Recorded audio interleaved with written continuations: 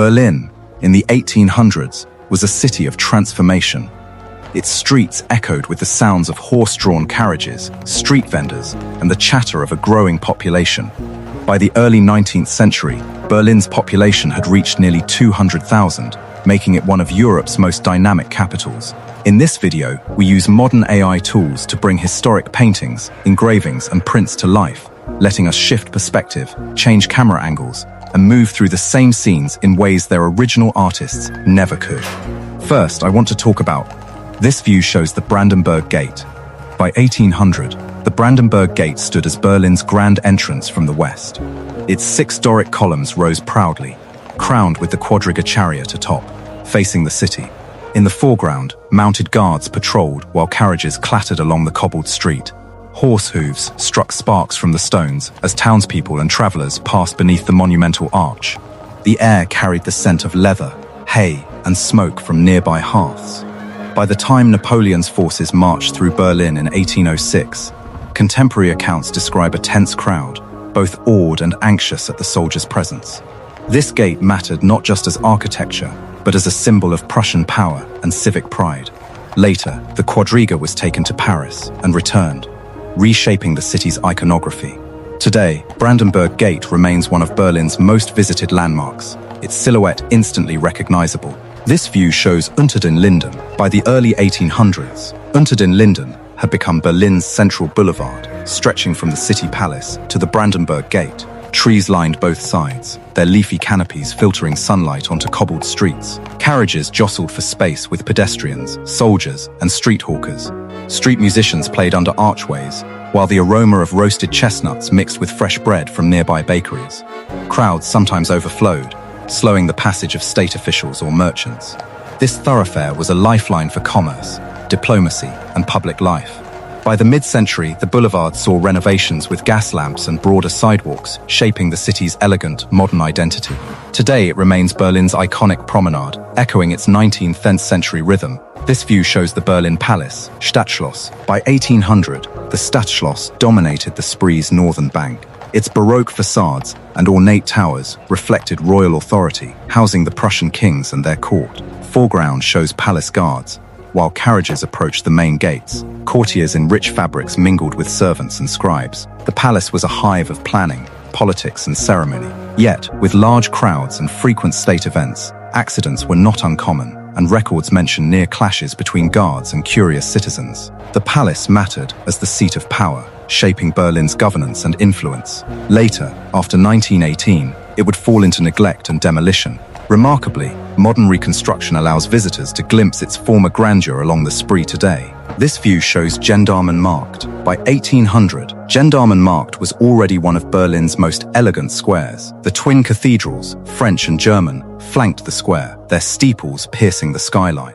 In the midground, vendors displayed fabrics, pottery, and candles, while children darted between fountains. The square's beauty belied tensions. Religious gatherings sometimes sparked disputes, and the city's elite eyed the commoners with cautious distance. It mattered as both a civic and cultural heart, hosting concerts, markets, and debates. Later, renovations in the late 19th century standardized its layout, creating the symmetrical charm we admire today. This view shows the Spree River and its bridges. By the early 19th century, the Spree threaded through Berlin like a vital artery. Wooden bridges creaked under carts, while small cargo vessels carried timber, grain, and goods from surrounding regions. The riverbanks were alive with dock workers, fishermen, and boatmen shouting instructions. River life held dangers. Drownings, collisions, and floods were frequent. Yet the Spree fueled trade and connected the city to distant markets. Later, many wooden bridges were replaced with stone, reshaping Berlin's riverscape. Today, the Spree remains central to Berlin life, its waters reflecting both history and modern skyline. This view shows Museum Island. By the mid-1800s, Berlin's Museum Island began emerging as a cultural beacon. The Altes Museum, completed in 1830, opened its grand rotunda to visitors. Sculptures gleamed under the sun,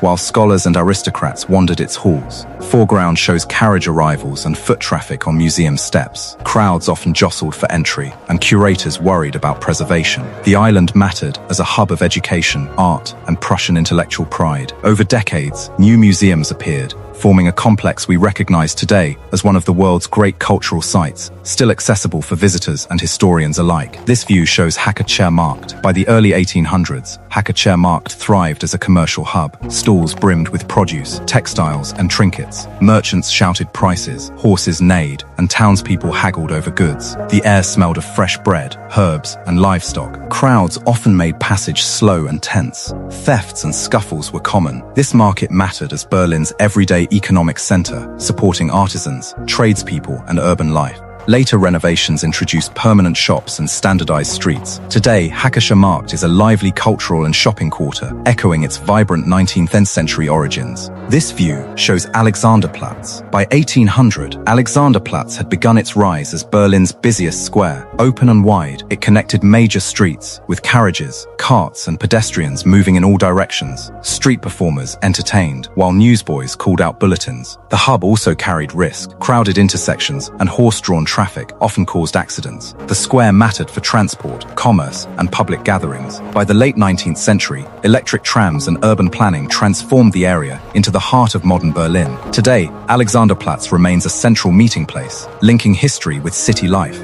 This view shows Prenzlauer Berg streets. By 1800, Prenzlauer Berg was growing with artisans, craftsmen, and families. Narrow streets wound between brick and half-timbered houses. Smoke from chimneys mingled with the aroma of bakeries and tanneries.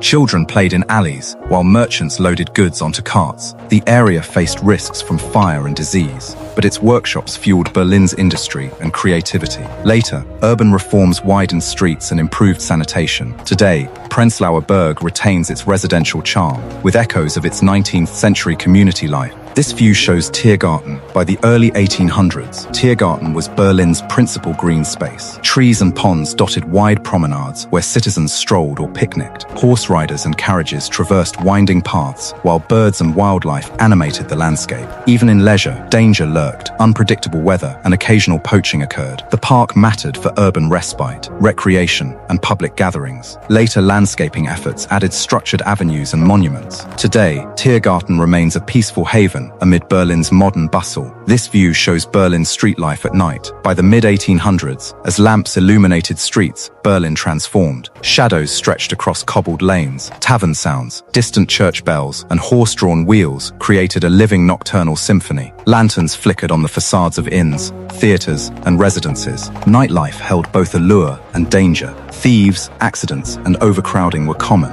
These streets mattered because they revealed the rhythms of daily life beyond grand architecture. Today, walking Berlin at night, one can still sense echoes of this intimate urban past. Experiencing Berlin in the 1800s through these reconstructed scenes reminds us how alive the past can feel. Streets, bridges, markets, and squares carry stories of ambition, creativity, and resilience. If there's another city, moment, or scene you'd like to see brought to life in this way, let me know in the comments. Again, thank you so much. The first Oxford colleges, where it all began. The college system is one of the most distinctive things about Oxford and Cambridge, and it started taking shape in the 13th century. Here's how the first colleges came to be. University College, 1249, the oldest Oxford college, though its exact origins are murky. Legend says it was founded by William of Durham, a wealthy patron who left money for scholars to study at Oxford. The college still stands near the High Street, and its Great Hall is still used for meals today. Balliol, 1263, founded by John I de Balliol, a powerful nobleman. The college's early years were rocky.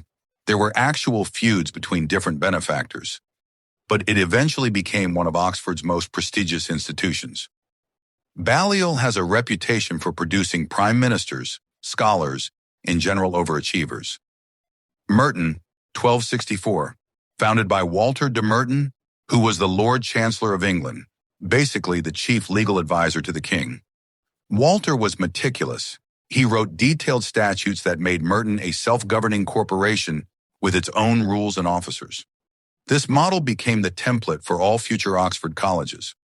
Merton was also notable for emphasizing science and math, which was pretty revolutionary for the time. These early colleges were often religious in nature, basically halfway houses between a monastery and a modern college. They had chapels, required chapel attendance, and employed chaplains. But they also provided something that was genuinely new, a structured community where learning could flourish outside the chaos of private lodging. What were medieval students actually learning? So what was an Oxford student studying in the 13th or 14th century? Well, prepare to feel slightly inadequate. The foundation was the 7 liberal arts, the trivium, grammar, rhetoric, and logic, and the quadrivium, arithmetic, geometry, music, and astronomy. These subjects, inherited from ancient Rome and Greece, were considered essential training for anyone who wanted to be considered educated. But the really big deal was Aristotle. His works had been reintroduced to Western Europe through Arabic translations, and they became the backbone of medieval education. Students read Aristotle's writings on logic, metaphysics, ethics, and natural philosophy. Not in the original Greek, obviously, but in Latin translations. They memorized key passages, wrote commentaries, and engaged in formal debates that would test their logical reasoning to its limits. This method was called scholasticism, and it was intense. Students would argue questions like, can a single thing be in 2 places at once? Or, do universal concepts exist independently of specific objects?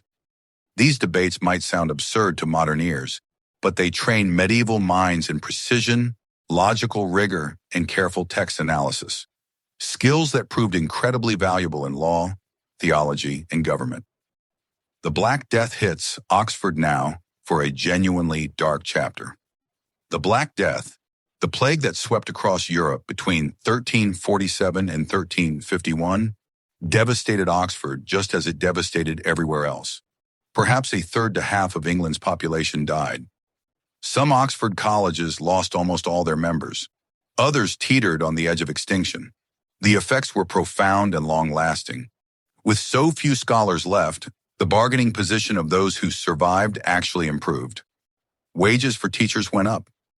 The demographic catastrophe also prompted broader social changes, the decline of serfdom, the rise of wage labor, and a new emphasis on practical skills.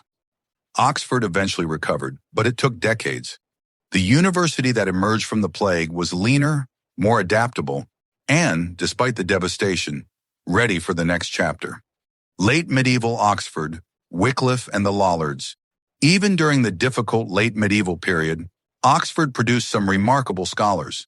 The most famous was John Wycliffe, circa 1320 to 1384, a theologian who would become one of the most important precursors to the Protestant Reformation. Wycliffe challenged the Pope's authority, argued that the Church should give up its wealth, and, most radically, translated the Bible into English so ordinary people could read it themselves. This was deeply controversial. The Church considered vernacular Bible translation heretical, and Wycliffe's followers, called Lollards, were persecuted for decades. Wycliffe's ideas didn't die with him, though. They spread and eventually influenced Martin Luther in the Protestant Reformation a century later.